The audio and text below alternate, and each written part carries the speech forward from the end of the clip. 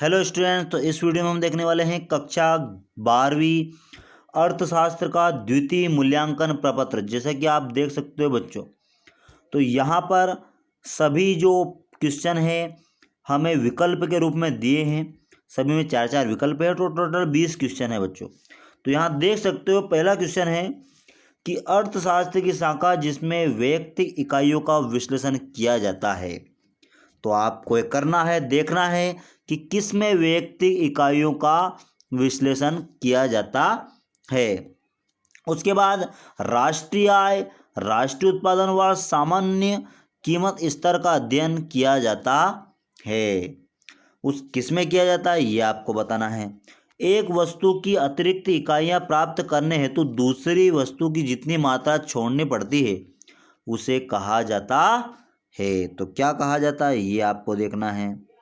उसके बाद बच्चों यहाँ पर अर्थशास्त्र की वह शाखा जिसमें समग्र अर्थव्यवस्था का अध्ययन किया जाता है कहलाती है। क्या कहलाती है ये आपको बताना है।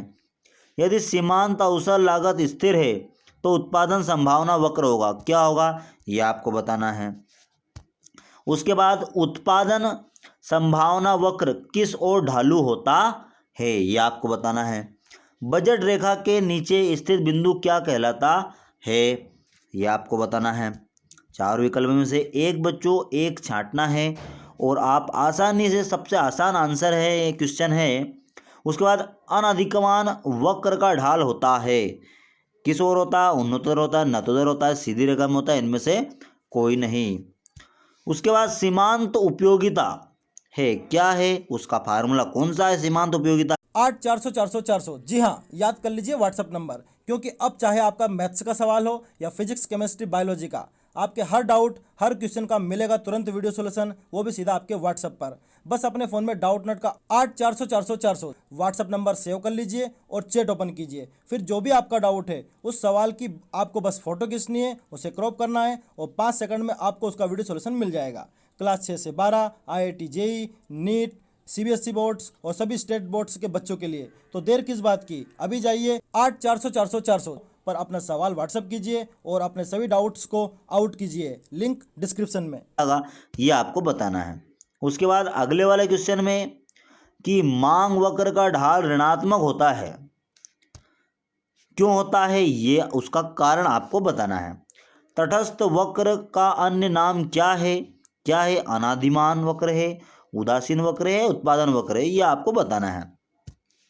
उसके बाद तटस्थ वक्र के ढाल को उन्नतोत्तर होता है, क्यों होता है उसका कारण आपको यहाँ पर लिखना है।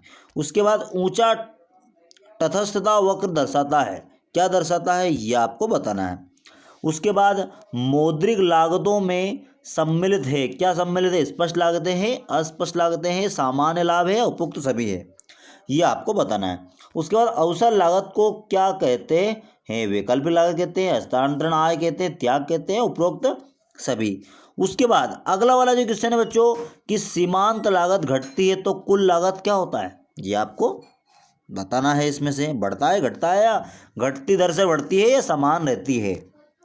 उसके बाद उत्पादन शून्य होने पर अल्पकाल में स्थिर लागत होती है, शून्य होती है, धनात्मक होती है, ऋणात्मक होती है, उपरोक्त में सभी।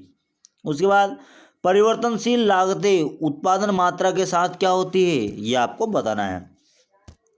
उसके बाद AFC वक्र का आकार होता है।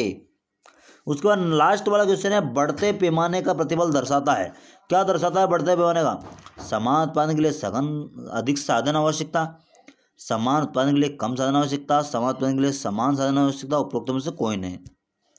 तो बच्चों इसी प्रकार के द्वितीय परख प्रश्न पेपर के लिए हमारे चैनल को जरूर सब्सक्राइब कीजिए। Thanks for watching this video.